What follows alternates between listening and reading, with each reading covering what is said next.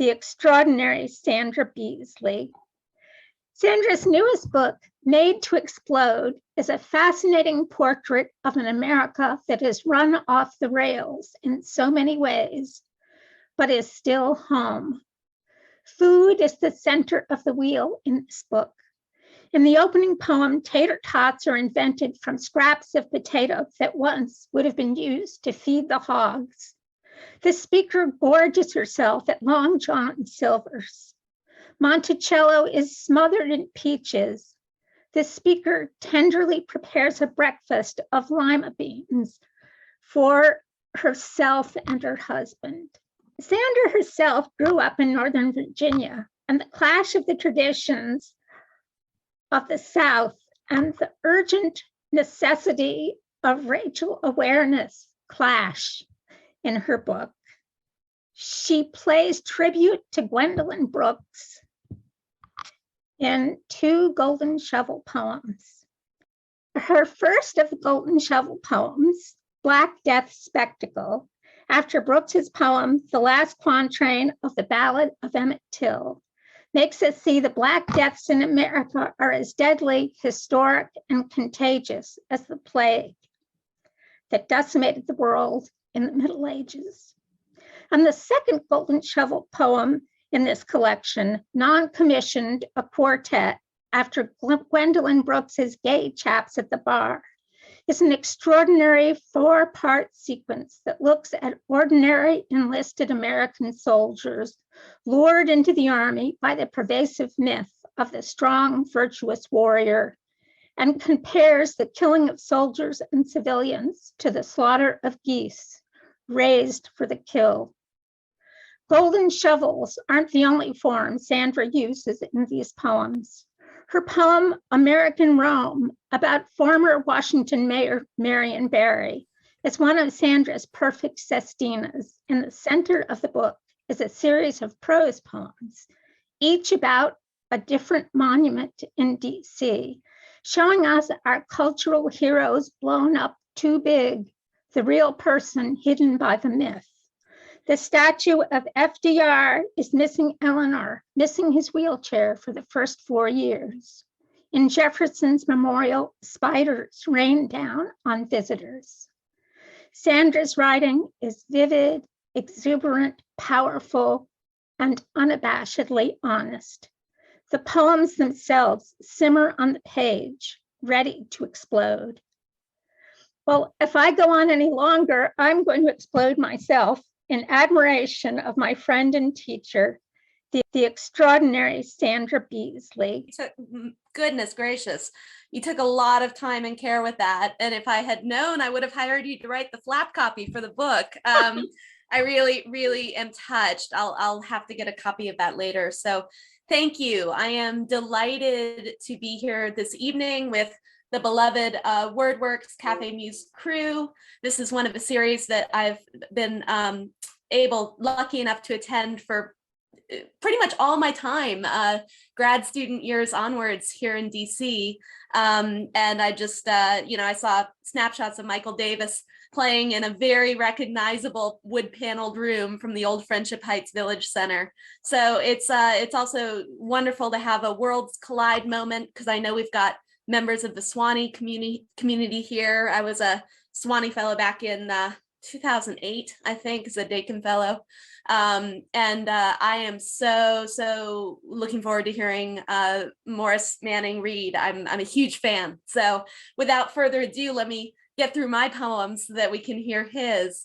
All right, I'm going to, this is pretty much on the 1-year birthday of Made to Explode. So I'm going to try to read some poems, picking around and in some ways steering around poems that I've read more recently. But I do think we ought to start off in the sacred space of a Long John Silver's. So hopefully you've had a chance to sample that wonderful form of fast food. If not, picture fish planks, picture an overall maritime theme, and away we go. Long John Silver's. Once again at the Long John Silver's of 1988, The rope-slung walkway seems to sway under my feet as I look up at the Cape Cod with its steepled roof, trimmed in yellow, and lean my whole weight to the wrought iron sword that serves as a door handle. At the counter, I order a fish fillet served in a folded paper treasure chest with a handful of fries to hide the secret compartment. Hold the hush puppies, corn cob on the side. I carry the blue plastic tray with care to a booth paneled in the mahogany of an officer's quarters, then sit on a bench vinyled like a nautical flag. The batter is always fluffy with club soda, and here no one has died yet. My teeth cut a smile into the Icelandic cod, and perhaps I will go back to order a chicken plank or a tray of crunchies swept from the friar's belly, which they will give me for free. When I look back on all I've done, I want to be the person stubborn enough to found a chain of seafood shops in Lexington, Kentucky, 500 miles from any ocean, named for a character in a Scottish novel. I want to admit I'm doubled over and howling, yet still reach up to ring the captain's bell on my way out.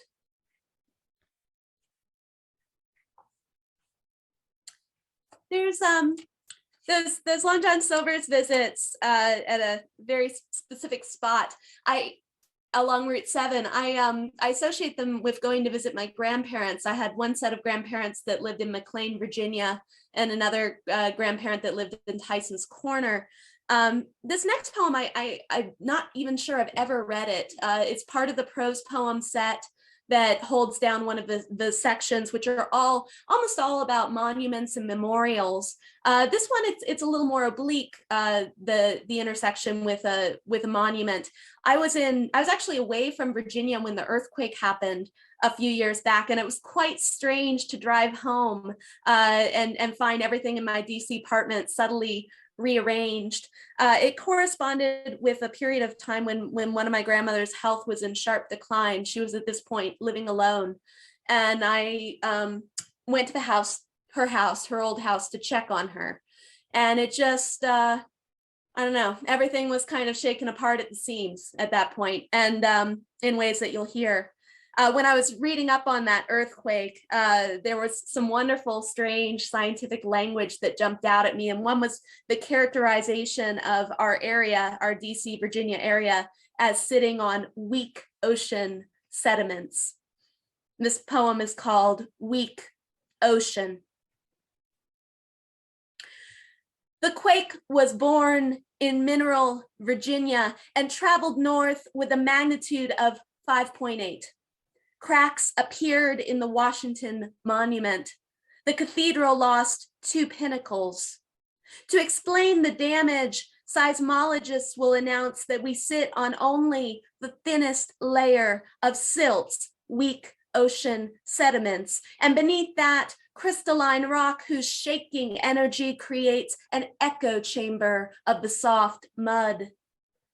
I drive to her house, 90 miles north of Mineral, and park where she used to grow snapdragons. I wait on the porch where geraniums stood sentry, nodding their incomplete heads. We walk the house together, straightening things. My job is to move dish towels from the stove's burners and check for mold in the fridge. She worries about getting things in order for the girls. Nobody knows who the girls are. What about the china? Her crystal flutes. The dining room is dusty, samovar hunkering in a corner. We peer through the cabinet's leaded panes at teacups and gilded saucers, champagne coupes. Only when I open the door do they give in to gravity, stacks of porcelain that sag and swing, fractures, vertebral, glass popping. She laughs, a kindness or a symptom. Someone always lets the earthquake out. I thought, I was going to read American Rome, which is the sestina in this book, but I'm gonna do a wild card switch, and I'm gonna read a poem that you can't find anywhere other than this reading, in the sense that it's not published in any book of mine, but it is a Swanee poem. It is a sestina, and for those not familiar, my students out there who are doing forms for our workshop this week, thanks for being here. And it's a form in which there's a combination of 6 end words that once the poem commits to it, it has to find new and fresh ways to use those end words. You might hear in particular the words brew, hands, spit, cue, I, and through. For those not familiar with Swanee, it's a wonderful, wonderful university and annual writers conference. That time of summer when they host it, there's usually only one other thing going on the campus, and that's a young teenage orchestra conference, a student players. And so I remember one night going from the kind of scheduled events of the day to the after party, and stumbling across this set of young, bright-eyed musicians, and all the maelstrom that comes with any writers conference. So, all right, those are your basics: sestina, Swanee, summertime, young student musicians, and finally, but most acutely, there's a couple pictured in here, and that picture that is of Claudia Emerson and Kent. Unruly instrument. Unruly instrument, Swanee. It's trombones gone wild here, all croak and brew, all flamingo in the girl's shaking hands as she strokes the brass tubed neck, drains the spit, strangling the bird as she follows her cue into Swanee's chapel. It's true that I have no part in this, simply cutting through the bushes, not realizing I've cut through their green room, 40 young musicians brewing on the sidewalk with caffeinated eyes. A girl builds xylophones bone by bone, hands fitting steel like ribs on a barbecue. It's an all-girl band, all polish and spit, girls adjusting black, forgiving skirts, spit-slicking hairs strayed from ponytails, and through the crowd, I see one bounce tubas on cue to each hip, twin babes begging her to brew the milk, their fat curves wiggling in her hands. Some nights, song refuses to be song. I can only think it beast, or meal, or eye-formed occupants, or eggs laid in the spit of Dizzy Gillespie's mouth until grown out of hand, a hatch of big song pushing his skin through the cheekbone's taut limit. I sip the brew from my solo cup and watch the girls queue up with sweaty instruments for their cue. Tonight, song refuses to be song. So I head to the writer's house, all chips, dip, brew, all swapping smokes in lieu of swapping spit, all players playing, after this, I'm through. And one man with a guitar in his hands, one woman, gin and tonic in her hands, her lost lyric, his body giving cue after cue, vamp after vamp, wading through her hemmed silence, her eyes meeting his eyes, traveling the calm paved road of him, spit once for luck, twice for spite, thrice for the brew of hands, no song tonight, only games I know, sharking cues to my pockets, well spit, get over it, girl, get through, bitch and brew. That's what happens when you try to write about 10 sestinas in 2 weeks. A lot of all-nighters and a lot of unruly instruments. I want to be sensitive to time, so I do want to read a few more poems from Made to Explode, and then we'll get on with our evening. I'm going to read a poem that intersects not just that food theme in a roundabout way, but another thing that pops up in Made to Explode, which is the space program. The first poem I wrote for this book is called The Conversation, and it was inspired by spending time with the National Archives transcripts from some of the early Mercury flights. My grandfather assisted on the medical team for some of that. But this is from a later trip, and it's about the point at which they had to worry about feeding astronauts on their journeys.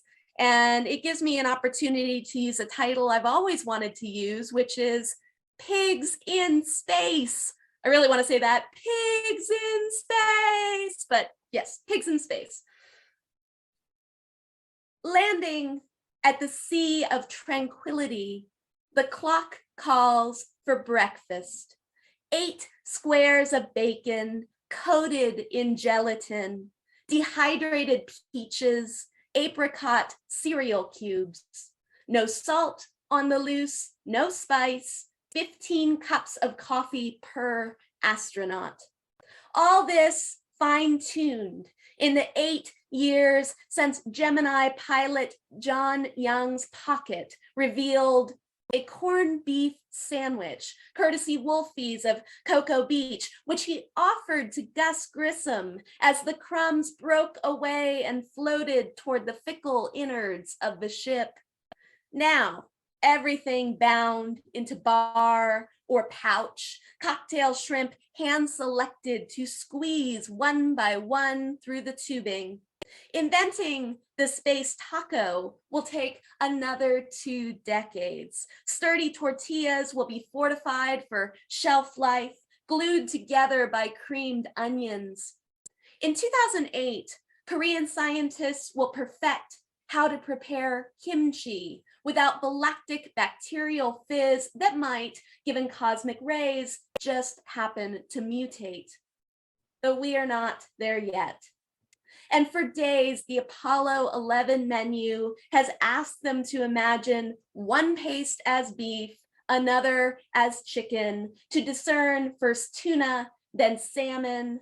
As they ready to step outside the lunar module, Buzz Aldrin unscrews a tiny vial drawn from his private pouch, and the wine drapes at 1/6 gravity. His fingertips grip a tiny chalice, while the other hand places a wafer on his tongue. During all of this, NASA cuts the feed. Soon they'll return to regularly scheduled acts of faith, releasing hydrogen and oxygen to mix inside the fuel cell. From that, a gathering of water, and from that, a chowder of corn.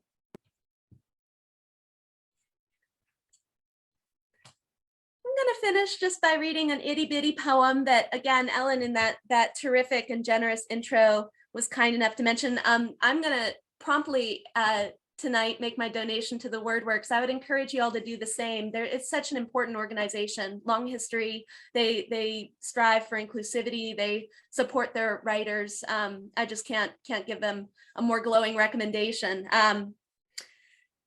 I'm often reminded in Southwest DC that we are right here. We are right at the heart of it. And I wrote this poem before the events of last January, but it certainly cast the Capitol in a different light, a building that I've been fortunate enough to have a view of from 2 different sets of apartment windows. I love being in DC. I love being of DC at times, even when it breaks my heart a little. But this is not about heartbreaking. This is a sweeter thing. Little love poem. The 6 a.m. sun considers everything, humming its way past the Capitol. I reheat yesterday's coffee, put lima beans into a pot, Ford hook, always Ford hook, drizzle of olive oil, pinch of salt, shake of chili flakes. The chicken broth comes to boil for a minute before I cover, simmer. Soon he'll wake and I'll ask him to put a record on something with no words, bowls, spoons, a single twist of pepper. Thank you all. I'm again just so delighted and to get to spend this time with you. Thank you. Thank you, Sandra. That was just wonderful. And thank you for the plug for WordWorks. Thank you very much. We appreciate Yes. that here at WordWorks. And I've just put into the chat the link where you can donate to WordWorks and which you can purchase the books of both Maurice and Sandra Beasley. Sandra, you it's clearly exceeded even Ellen's expectations tonight. So thank you so much. We've had some technical difficulty tonight trying to get Susan Oki to come in and do the introduction for Maurice Manning. So I'm going to do it right here. It is my honor to introduce Maurice Manning, who was Susan's teacher during her first semester in the MFA program in poetry at Warren Wilson College. Maurice lives on land in his native Kentucky that has been in his family for generations. He farms that land in addition to his work as a teacher and writer.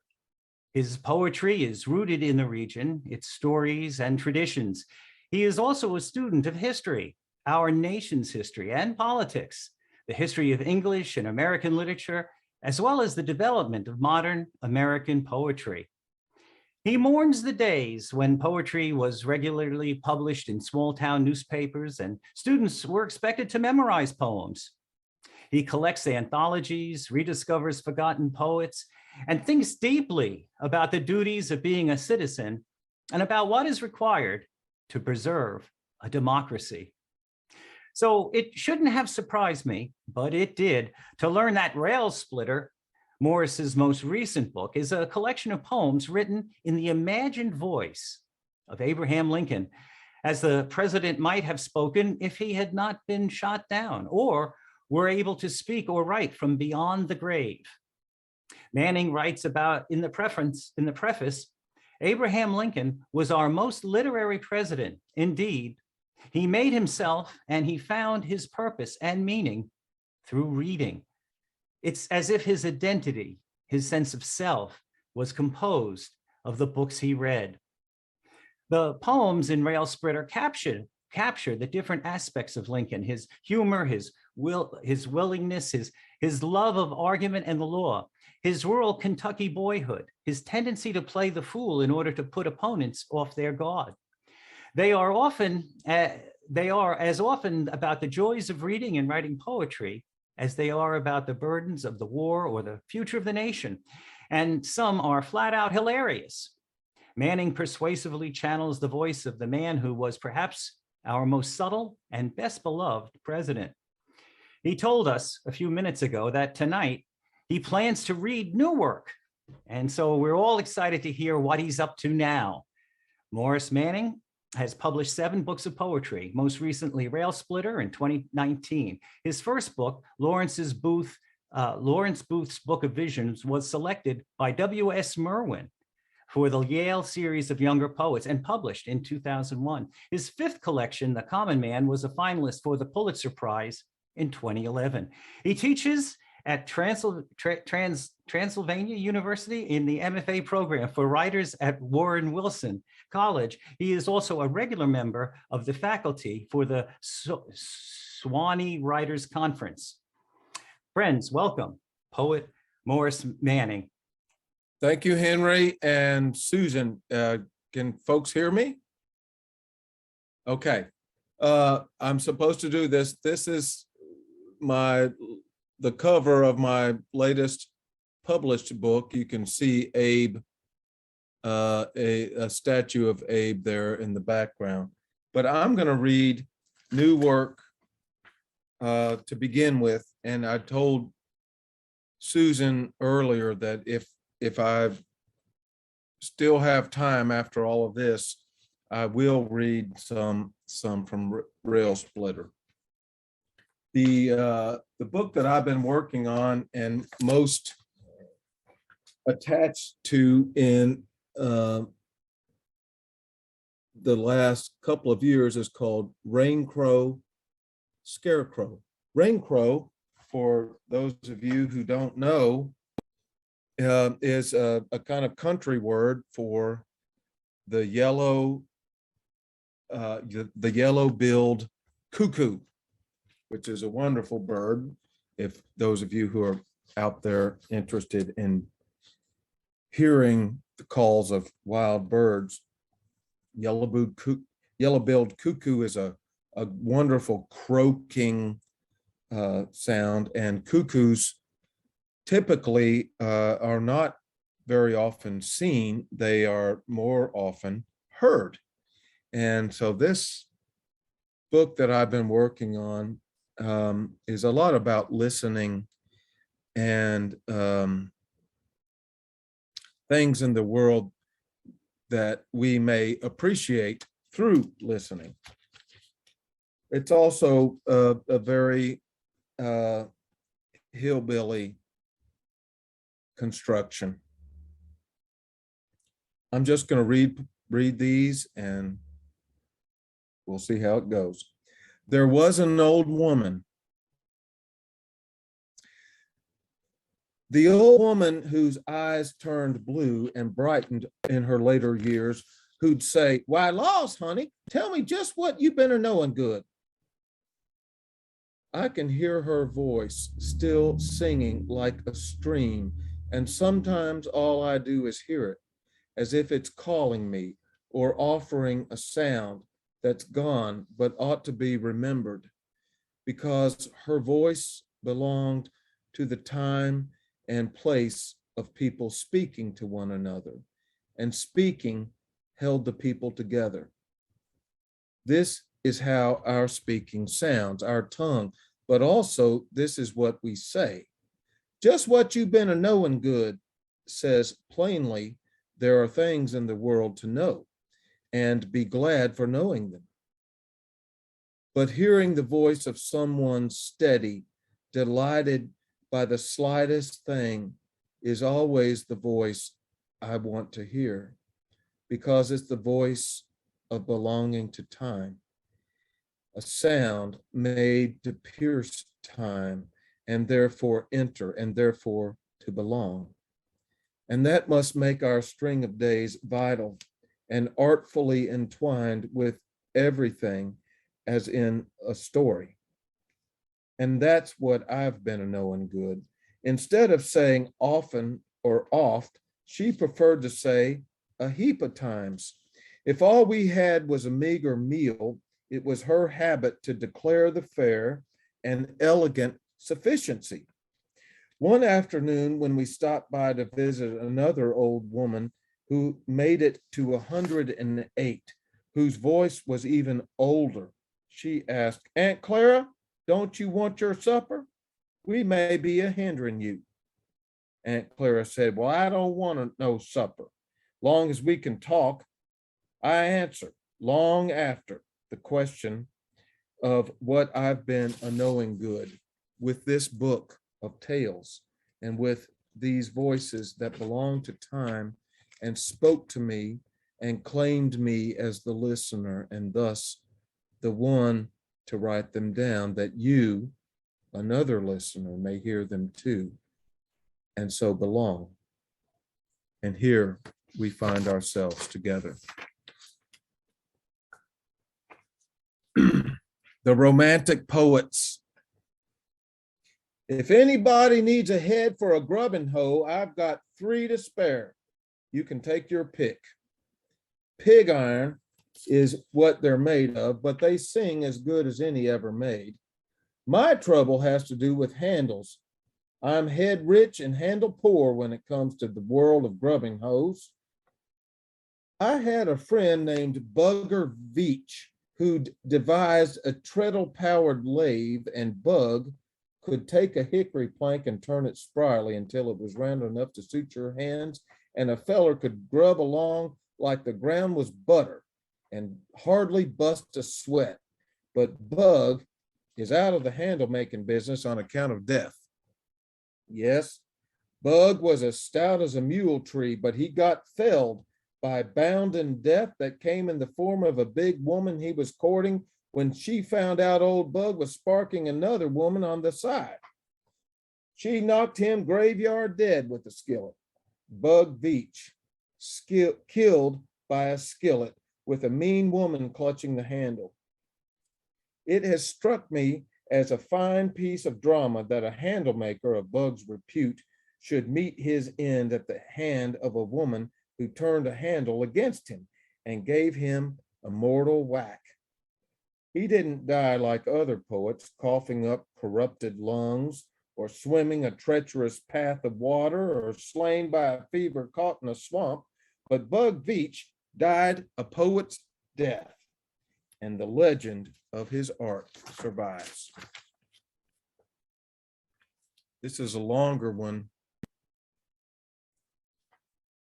involving chickens.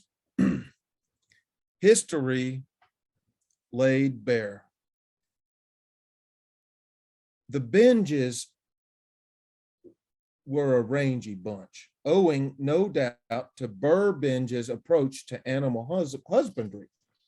The chickens roamed in and out of the house at their pleasure and roosted on the spires of the old pump organ Burr propped in the parlor, and clearly Burr amused himself at naming daughters.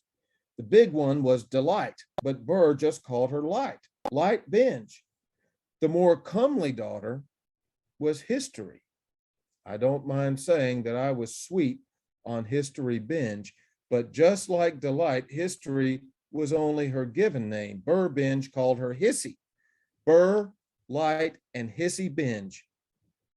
In school one day, I asked Hissy if she liked music. Music, she said. Why, honey, music's my middle name.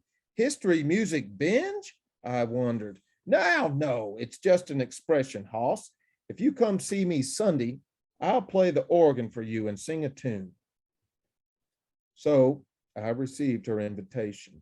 Sunday seemed a long way off, and during the wait, I found myself sunk in the throes of pondering my future with fetching History. When I got to the Binge home place, the door was open and a chicken ran out in the yard and dusted its feathers. I called out, Hissy, it's me, Hoss. Come in, honey. I'm in the parlor. When I got there, she was pumping the organ in her bare feet, and all the rest of Hissy Binge was also bare, and her hair was shining on her shoulders. It was useless to avert my eyes. She sat on a red velvet cushion, pumping and playing a tune I knew, and 6 chickens bobbed up in time from the lofty reaches of the organ. My God, Hissy, what's going on? I blubbered, barely believing the scene. Oh, Hoss, it's just the way we do it out here. Do what? I ventured. Honey, it's how we get the chickens to lay. The music puts them in the mood. Can't you see? And then Hissy intoned, I will cling to the old rugged cross and exchange it someday for a crown. When she finished, an elevated chicken clucked, and a rolling sound began cascading through the organ pipes, and presently into a basket nestled by Hissy's pretty feet, there landed triumphantly an egg. I can't believe any of this is happening, Hissy. Is it real? My father is old Burr Binge, and this is my father's house. His ways are rare, but plump as a feather pillow with mystery. And honey, he's wily. This organ is nothing but providence. Can't you see it as a symbol? You've allowed temptation to flatter you, and doesn't it make you feel unhinged? Poor honey Hoss, you've gone astray and didn't know where you were going. Hissy coyly turned her head. Now, everything you've seen today, from the chicken dusting her wings in the yard to the open door, from this old organ to my bright body, even the teary gospel tune, it's all my father's concoction. Burr Binge is only the artist of this place, but he wanted me to give you something, honey, a dream you'll never forget. And isn't that what history is? an endless dream you can't forget. And can't you hear the music in it?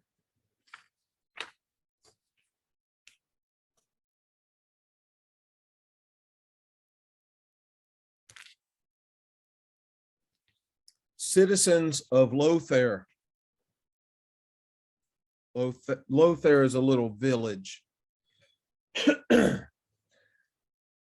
Citizens of Lothair, the demise of Tinsley Cobbett, late of this community and known to most as Tin, has left a hole in many a heart, untimely and cruel, as if the universe, for reasons we will never know, has a mean streak in it wide enough to fit a man like Tin, who many considered huge or large, or less succinctly, a man of girth so vast it thwarts a mind's grasp of ordinary words like heavy, or euphemisms like big as a barn.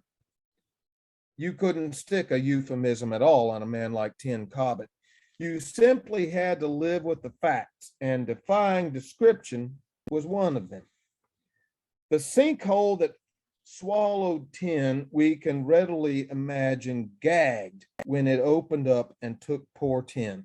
But faster than a cat on fire, the sinkhole just as soon closed up. So there isn't any way to know what the sinkhole thinks of swallowing Tin. Not that sinkholes are known for thinking, but imagining a sinkhole thinking is a way to help us through the grief.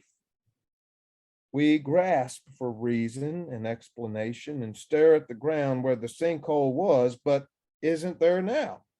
Like Tinsley Cobbett. A good man just disappeared, and he is sorely missed by all. There's a big spot where he used to be, but we trust he'll tromp the underworld and make the nether realm less lonely.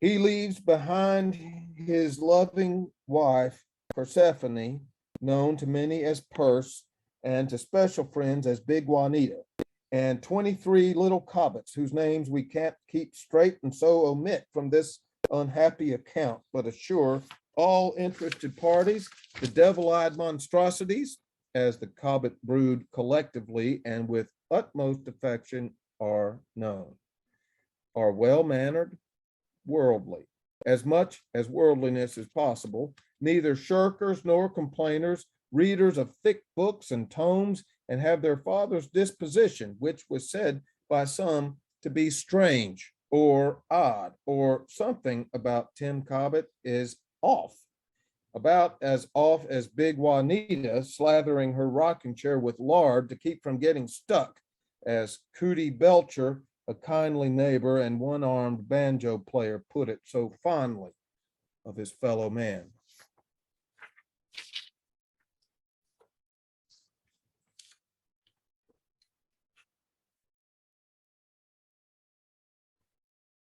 The allure of the fragmentary style.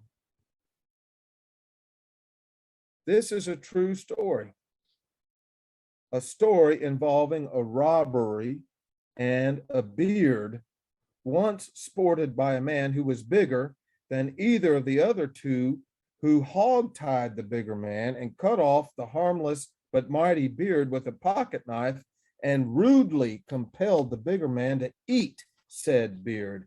And he asked the robbers if he could pray, as he always did before a meal, and the robbers kindly granted his wish, and the prayer was long and cited the verses of turning the other cheek and loving thy neighbor. And then he asked the Lord to forgive the beard-cutting robbers, and after a solemn amen, the man politely ate his own beard. Though everyone was on good terms by now, the robbers did not untie the bigger man, and they stole the money he'd squirreled in the cigar box, because they said Fortuna had not been kind to them, and they had gone from pillar to post, beset with the pangs of despair.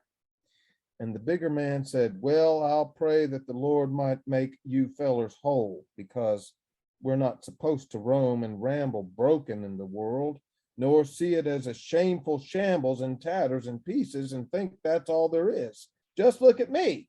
I'm a fat, tied up, own beard eater. But as the old song goes, it is well. It is well with my soul. That's my refrain. And that's the end, the somber end of the story, beginning, middle, and end. Not quite a parable, but close, like the Good Samaritan with a twist. Now, we might imagine the bigger man grew back the monstrous beard, but that would be another story. And this is the better one to tell, because the art of storytelling ends in wonder for the teller and you, the spellbound hearer of the tale. Even the bigger man is stuck alone in the wonder of his bonds, as if he'll be that way forever. And the story, as any story ever, is only the nameless story of time. Okay, here we go. I'm gonna play a banjo. Oh, how many biscuits can you eat this morning? How many biscuits can you eat this evening?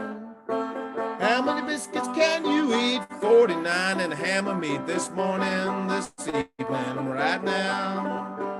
Well, I love my baby and I love my baby this morning. I love my wife and I love my baby this evening. Love my wife and love my baby, love my biscuits sopped in gravy this morning, this evening, right now. That's a real old song. And it goes with this poem. The very picture of moderation. Now, Nervy was a lot of woman, but Dud Tankersley always said he knew what he was getting into the day he asked for Nervy's hand. Not only can she make a biscuit to suit my standards of the art, Dud said, that big old gal put me in the mind to hitch as soon as I learned how many biscuits she could eat. 4 or 5 is nothing to her, but 1 is hardly worth the trouble. She's the very picture of moderation. This was the kind of reasoning and way of being in the world that made Dud Tankersley famous. He could always look at things and see the prospects of a situation. There's an upside to everything, he told me once. As long as the upside is bigger than the down, it's hard for a man ever to think he's licked. Now, Nervy's on the bigger side, but that's on the upside for me, and ample reason to marry her. Well, Dud, I said, you have a point. Too many folks are always bumping into the downside of something, and then they let it keep them down. A truer thing has never been said, said Dud. And pretty soon, the down is all there is, and being alive has all the spark of a wet match. You sure can turn a phrase, I said. Well, biscuits ain't the only thing. It pleases me to cultivate my mind and fill it up with thought. This is a learning world we're in. Now that is a true thing to say, Dud Tankersley, I said. You take my woman, Nervy, now. She's as sharp as a switch and clever to boot. The other day she told me, Dud, I've worn out the rolling pin again. The 4th one since we've hitched. Next time I'll have to smack your head. It will likely be a different utensil. So if you see me swinging a ladle and there's not a kettle on the stove, you'll know it's time to get some sense knocked into you. I swear sometimes I think your mind has sprung a leak. Well, Nervy, I said, beating a man with a ladle just because he's slow won't guarantee he'll speed up learning. You're right, she said, but at least he'll learn a thing or two about a ladle. This here's a learning world we're in. And another thing you need to learn is where to find a rolling pin that measures up to the kind of biscuits God put me on the earth to make. See what I mean? My woman's a wit, Dud said, and that's on the upside for me. A supple mind to match her spunk, her charm, the lilt of her voice, the biscuits she makes to glorify God, who, lo and behold, fancies a biscuit too.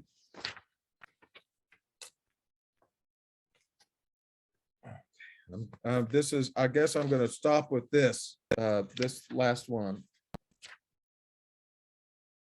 All the ways Tippy Biggs was tied.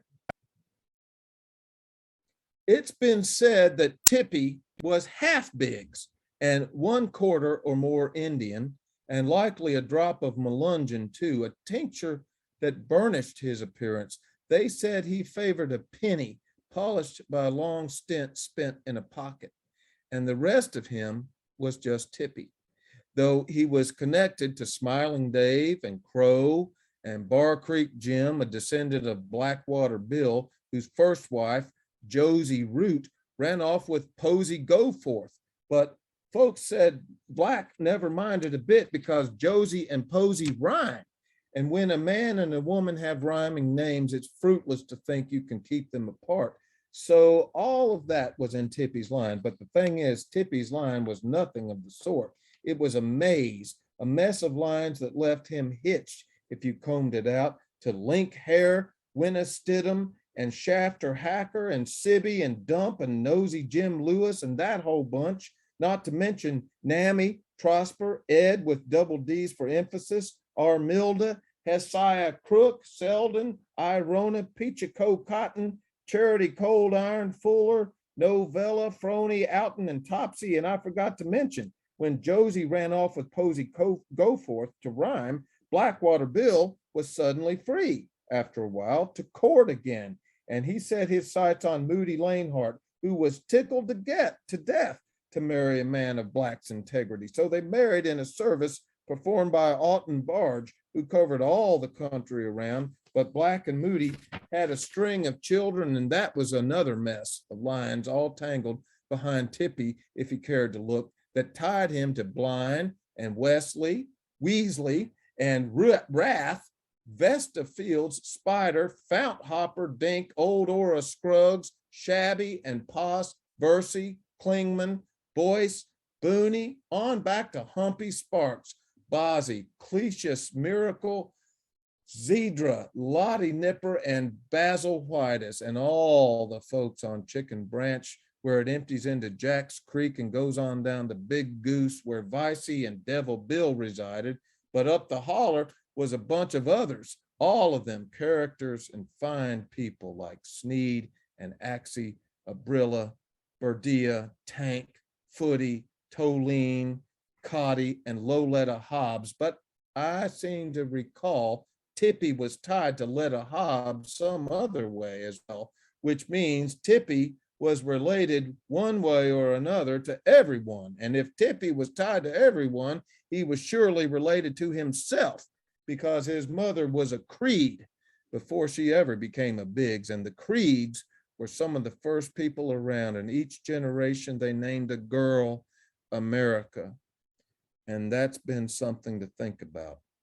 All these people who now belong to time, and Tippy too, who's been gone forever. Thank you. Thank you, Maurice Manning. Thank you for giving us all those new poems and really taking us on quite an exciting journey. I think we've come down to the end of the program, so I'll turn it over to Ellen Cole to close out the program. Ellen. That was fabulous, Maurice. And I really think this was a red letter day at Cafe Muse with these two wonderful, dramatic poets. It just was a very exciting evening. So thank you both. And Michael, thank you too for your lovely music. Also, thank you, Karen Alanier and WordWorks for sponsoring Cafe Muse. Thanks also to Henry and Luther for their technical magic, and also to my co-hosts, Renee Garrity, Leah Johnson, Henry Crawford, and Majda Gama. Most importantly, thanks to all of you, our wonderful audience, for being here.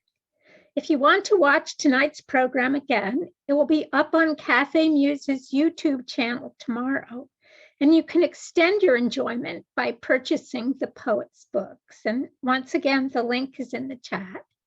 and telling others about the series. Please join us for WordWorks Poet versus the Pandemic program on Wednesday, February 23rd at 7, which will feature poets Susanna Case, Lee Hinton, and Myra Malkin. And I hope you can join us for the next Cafe Muse program on Monday, March 7 at 7 p.m., featuring poets Sally Rosen-Kindred and A. Van Jordan. Please make sure you've registered on our Cafe Muse website so you receive information about the event as well as the Zoom link. Have a wonderful evening, and I hope we'll see you again soon. Good night.